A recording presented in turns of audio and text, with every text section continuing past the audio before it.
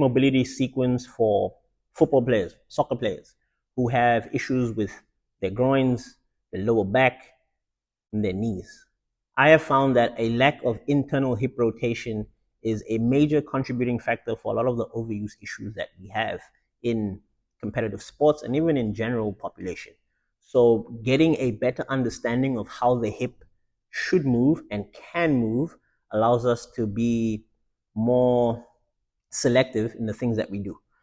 In this sequence, we're going to go over some of the fundamental motions of the hip: internal rotation, external rotation, flexion, extension, abduction, and adduction. So we're going to cover this in about 10 minutes. So I tend to talk pretty quick. So try your best to keep up, and you can always go back, play this later. I'll do a coached version where I'm kind of giving you details, and I'll record another one, which is just a follow along version where I'm going through the movements. 90-90 external rotation stretch. The goal of this exercise is to feel tension or a stretch in your glute, or the back side of your hip. So in this position, you're going to set up in what's called a 90-90 position. So my hip, knee, ankle at 90 degrees. Same thing with the back leg, 90 degrees. I want to try my best to keep my spine up nice and straight. So I use my hands here as kickstands, and there are other ways we can modify this exercise. We'll get into that a little bit later. But for now, just to give you the principles, we'll do it this way. So I line up with my thigh and belly button in line. And then from here, keeping a nice proud chest, I'm just going to lean forward. I lean forward until I feel tension in this part of my body. I'm going to come down. I'm going to try my best to keep my spine extended. So nice proud chest. A cue I like to give people is pretend like you're trying to look over a cliff as you're leaning forward. This is just going to allow you to bow the stretch a lot more, or just get a lot more length in that tissue. So we're going to hold this position for about 2 minutes. And in that 2 minutes, we can do what's called scanning. So scanning is making little micro movements while you hold your stretch to find the places where the sensation is intensified. We are trying to create the highest resolution picture for the brain of that tissue. So you're going to get into your stretch, proud chest, make your micro little scanning motions, and we're going to focus on nasal breathing. So it's going to be in the nose, nice and soft, and a long sigh out the mouth. And you'll find that every time you exhale, you'll melt a little bit deeper into your stretch. So wherever you feel the most tension, that's where you're going to spend the most of your time. So at the end of the 2 minutes, we're going to do what's called a Pale's contraction, which is an acronym for progressive angular isometric loading. We're just going to put force into that stretch. So we do that by pressing your foot directly into the ground. So essentially, you'll be trying to do this, but you are pressing against the floor. So get into your position, hold the bottom of your stretch from that end range position. So this is also another very key point in this.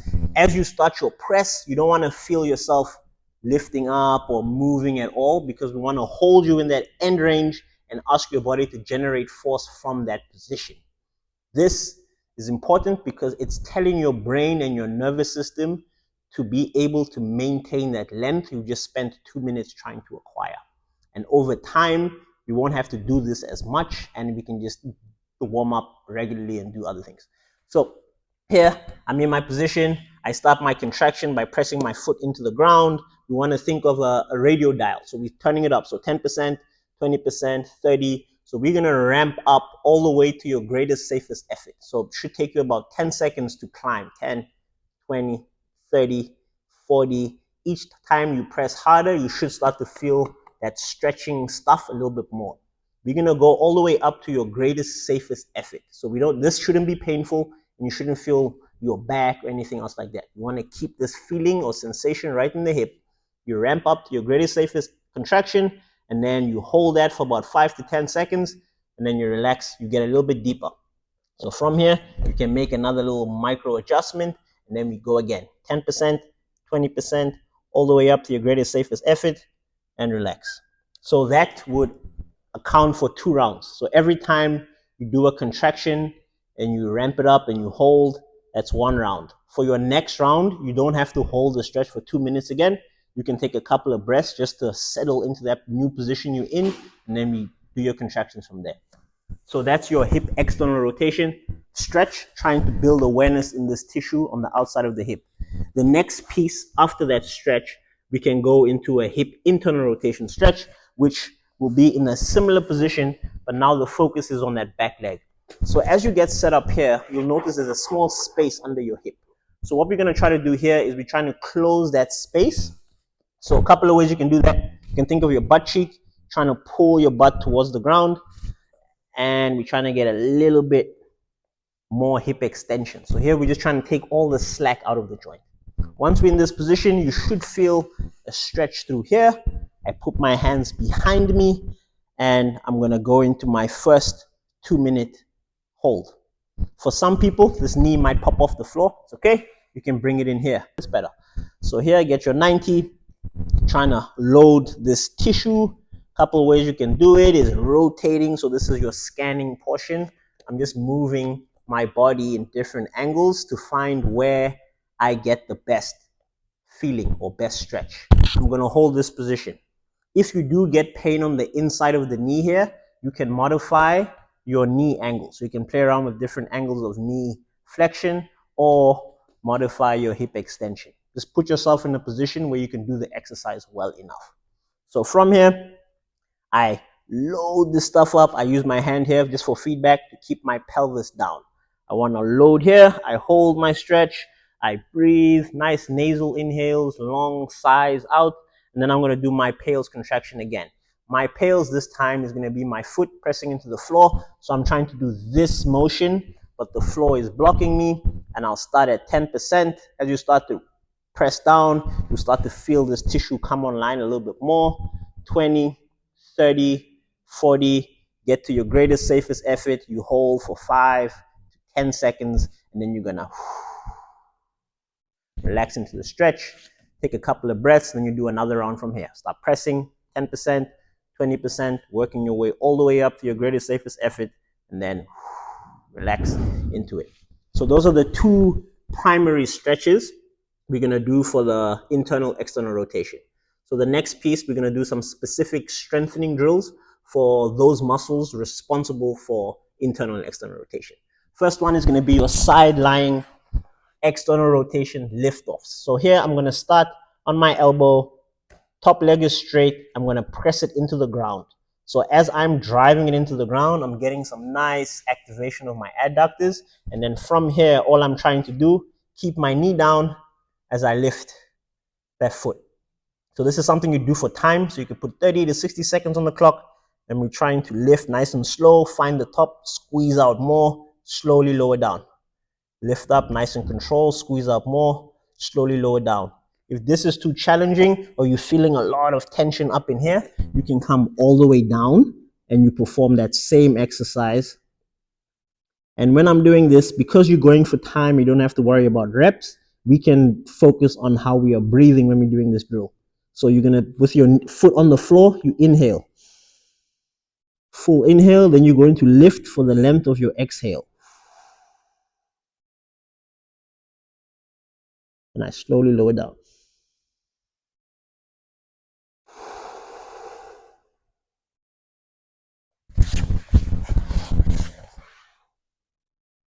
So that's your side lying external rotation lift-offs. Now we're going to go to your hip internal rotation lift-offs. So the position is similar to your first stretch. We're going to get in here, find your best angle, take your hand, you're going to block your pelvis. And then from this position, we are going to try to lift that foot off the floor. So the biggest compensation here is the pelvis dumping you forward to get that foot off the ground. So this hand comes in handy for feedback purposes because it lets you know when you compensate. So block here, the motion doesn't have to be big. You just want it coming from the right place. If this is too challenging and you can't even get any daylight between your foot and the ground, you can now lean forward. So this just sets you up in an angle where you might be able to get a little bit of a lift. And if that's still challenging, you can drop down to the elbow and work here until you slowly progress up to this position. So that's your internal rotation lift off from a 90-90 position. So on your back, supine position, we're gonna laying on your back, we're gonna bring your knee up to your chest. So we're flexing at the hip, and then from this position, we're just gonna be rotating that hip. In those positions, we just spend time working. So we got external and then we got internal. I like to put my finger on my kneecap to make sure that my thigh doesn't swing side to side. So we're just trying to isolate that rotating aspect of the hip. So we'll do this from this position. On your back, you're trying to squeeze out as much as you can in both directions. So those are your supine hip internal and external axial rotations. So next we're going to work on hip extension in particular. So we're going to get set up in this half kneeling position. The goal is to load this tissue through here. So we're going to do this through what's called an ENG, end neural grooving. So we're going to first start by finding your best stretch through this part of the body. So we can begin this by tucking your pelvis. So this stops you from being able to dump this tension that's meant to be here into that lower back. So I start by tucking my pelvis underneath me, then I'm going to lean forward until I feel my best stretch through here. And again, just like in the beginning, we're going to hold this stretch anywhere from 90 seconds to 2 minutes, focusing on that calm breathing, trying to melt deeper and deeper into your stretch. So once the time has passed, we are going to do what's called end neural grooving. So we're going to go from this bottom position, and then we want to pull ourselves out, and then we're going to slowly come back in, find your end, pull yourself out. So in here, we can play around with different angles. So my upper body kind of dictates where I feel the tension in my hip. So my chest facing forward, I'm in here, I'm out. I turn my chest to the side, I'm here, I'm out. I might feel it in a different spot. Turning this way, I'm in and out. So you can explore the angles you're working in, where you feel the best in this or the most restricted in this, and that's what you kind of want to work on to clean up that hip extension motion. Next piece is hip flexion. So this is called a passive range hold. You're going to bring your hip up into flexion, you're holding it up here, and then you're going to remove the support but try to keep the knee in the same spot. So here I release and I'm trying to lift my knee and squeeze out as much force through this hip as possible, and I catch. I lift up a little bit higher and I hold, drive my knee up, keeping my chest up nice and tall. I catch. So there we'll do 3-second hold with 5 reps. Main compensation here is in order to get the hip up. Whatever the hip doesn't have, the lower back will kind of dip in, go around, the knee, other knee will bend. So you want to stay nice and tall through this position as you do your work, working that hip flexion. So next piece will be hip abduction. So your leg moving away from your body. So you're going to get set up in this half adductor stretch. You're going to lock yourself in this position. So first thing we're going to do here is we're going to rock back or sit back to feel tension through the groin. Once you have your tension through the groin, we are going to internally and externally rotate the hip. So what that looks like, me lifting my heel off the floor is me moving into internal rotation. Then I'm going to drop and I'm going to switch. I'm going to move into external rotation. So I'm trying to do this being aware of my lower back position. So what I don't want is everything up here moving along with my hip.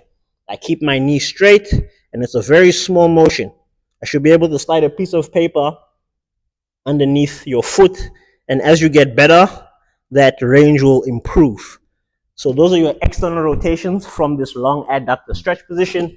And then the next piece of this is going to be lift-offs from this position. So holding that position, you sit back, find your stretch, and then we're going to perform lift off. So you lock that knee, I squeeze my glute, I squeeze my quad, and I'm going to lift. And I'm going to slowly lower down. I lift, I slowly lower down. I'm working really hard here to keep my elbows straight to minimize any side to side motion. So that's going to target the outside portion of that hip while hitting a stretch on the inside. The next piece, we're going to work on hip adduction, which is sending your thigh towards the midline of your body. So we're going to get into your side lying position.